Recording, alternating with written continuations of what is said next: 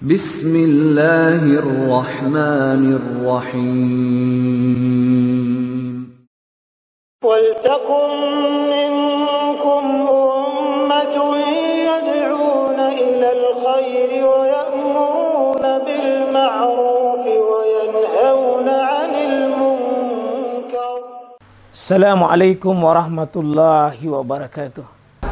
Ada seorang sahabat bertanya kepada Nabi, ya Rasulullah, alimni syai'i fil Islam, ajarkan sesuatu resep dalam Islam kepada aku ya Rasul. La as'alu anha syai'i ba'da, dan saya tidak bertanya lagi sesudahnya. Jika kau beritahu saya Rasulullah, ringkas saja ya Rasul. Ajarkan sesuatu dalam Islam, saya tidak bertanya lagi dua kali. Kata Nabi, amantu billah sumastaqim. Kamu beriman kepada Allah teguh, kemudian kamu istiqomah. Istiqomah, Pak.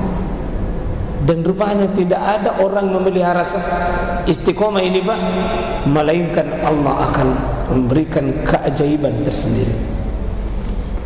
Kenapa ada orang meninggal, Pak, saat mengaji? Ternyata ketahuan kebiasaannya dia sehari-hari, tiap hari mengaji, tiap hari mengaji, tiap hari mengaji. Tidak perlu banyak, Pak, mungkin 2 lembar, 1 lembar, tapi tiap hari mengaji, Pak. Persis dia tutup Al-Qurannya, jatuh dalam keadaan mengaji. Tidak perlu banyak, tapi ada rutin, Pak. Pelihara amalan ringan tapi dahsyat. Nah, yang kedua, Syawal ini jemaah sekalian bisa dimaknai adalah al-irtifa, meningkat kita punya kesadaran amal soleh, lebih peka kita punya hati, lebih peka dan lebih cinta kita kepada syariat. Sudah Ramadan seharusnya Syawal itu Pak, artinya kenaikan, naik bersemangat. Sesudah Ramadan seharusnya Syawal itu membuahkan kita amal-amal soleh. Nah, itulah sebabnya, Pak, kalau Bapak lihat puasa dari seluruh makhluk ini, ada 2 makhluk yang sangat berbeda puasanya.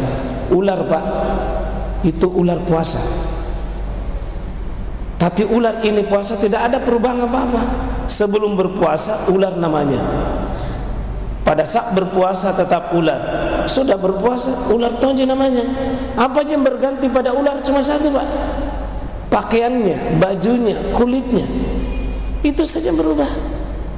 Jadi maaf kalau tiap tahun kita cuma baju lebaran jadi ganti. Apa bedanya dengan ular? Ular itu cuma berganti kulit, tidak ada yang berubah dalam dirinya. Tapi ada yang hebat, Pak. Ulat sebelum berpuasa namanya ulat, saat berpuasa berubah menjadi kepompong. Sudah berpuasa kupu-kupu namanya, Pak. Berubah drastis dari puasanya. Ulat, kepompong, kupu-kupu. Puasanya merubah dirinya. Puasanya membuat dirinya lebih hebat, Pak.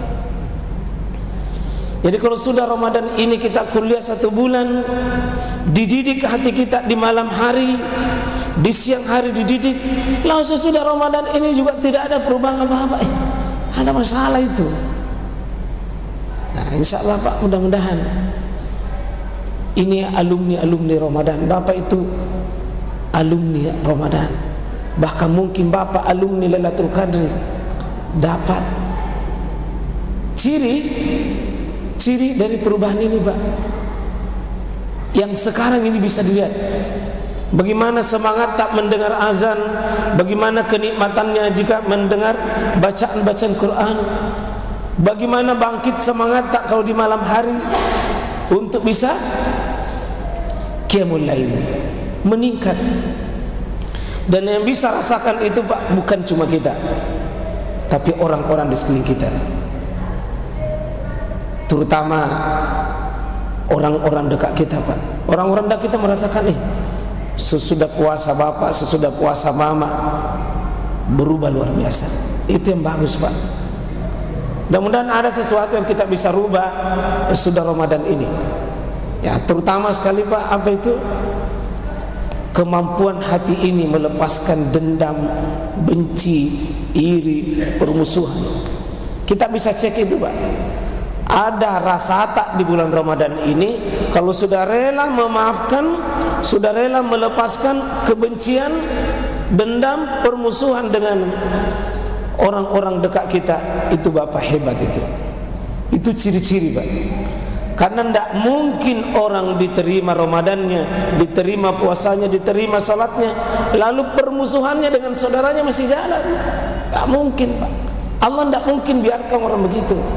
Orang-orang dicintai itu Pak dijaga oleh Allah untuk tidak terjerumus dalam sebuah kemaksiatan. Salah satu kemaksiatan itu Pak, memutuskan silaturahim di antara kita.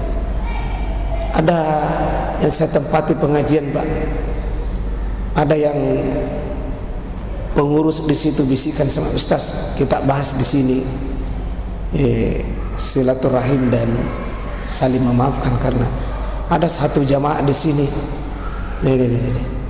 hampir seluruh jamaah sudah menemani ribu. Setiap ada mau dikerja, pasti ngomel-ngomel, menokok-nokok. Baru tidak tahu sumbangannya, sumbangan mulut saja. Setiap ada mau dikerja, apapun dibikin pasti ngomel dulu. Kalau di Al-Bustan tidak Pak, aman Pak ya? Insyaallah. Ya insyaallah. Kalau kuliah dari muka tak, kayaknya ada tong. Tidak juga aman insyaallah ya. Mudah-mudahan kita semua bisa melepaskan Pak dari, terutama orang-orang dekat kita Pak. Ya, karena yang biasanya itu putus silaturahim bukan orang jauh, pasti orang-orang dekat Pak. Ya, yang baku bombe itu, yang terjadi gesekan-gesekan itu pasti orang dekat Pak, bukan orang jauh. Paling tidak jamaah dengan jamaah, teman kerja, tetangga, keluarga dekat. Yang paling banyak baku bombe itu Pak, maaf, suami istri. Saya yakin Pak, itu yang paling banyak. Kenapa paling banyak baku bombe suami istri? Karena Allah si buntulu, si runtuh, banyak gesekan, banyak banyak kesalahpahaman, banyak reaksi-reaksi yang niat-niat kita itu kelihatan. Karena kita ini Pak makhluk yang tidak bisa hidup sendiri, pasti butuh, dan kita pasti begitu berinteraksi. Siapapun Pak, siapapun memiliki daftar kekurangan, siapapun, semua kita. Kata Nabi, kullu bani Adam khata', setiap manusia ini pasti memiliki kekurangan, pasti Pak. Begitu kita bersentuhan, begitu kita berinteraksi, begitu kita nampakkan pada orang lain Pak, ikut juga kekurangan kita nampak. Maka kita tidak perlu takut dengan kekurangannya orang Pak. Yang pokok bagi kita, siapkan sebuah jurus kekuatan sangat dahsyat, bisa melupakan, bisa menghapus dengan bahasa afa, ya'fu, afwan, itulah kata maaf. Kemampuan menghapus, kemampuan melepaskan, kemampuan menjinakkan rasa jengkel yang dizolimi, disakiti, difitnah, disakiti, digibah dan seterusnya Pak. Perlu kecerdasan tersendiri, karena tidak ada di antara kita lengkap, tidak ada di antara kita sempurna. Maka orang yang paling hebat di antara Bapak bukan yang tidak pernah disakiti, tapi bisa melepaskan rasa sakit itu, tidak disimpan dendam, apalagi membalasnya Pak.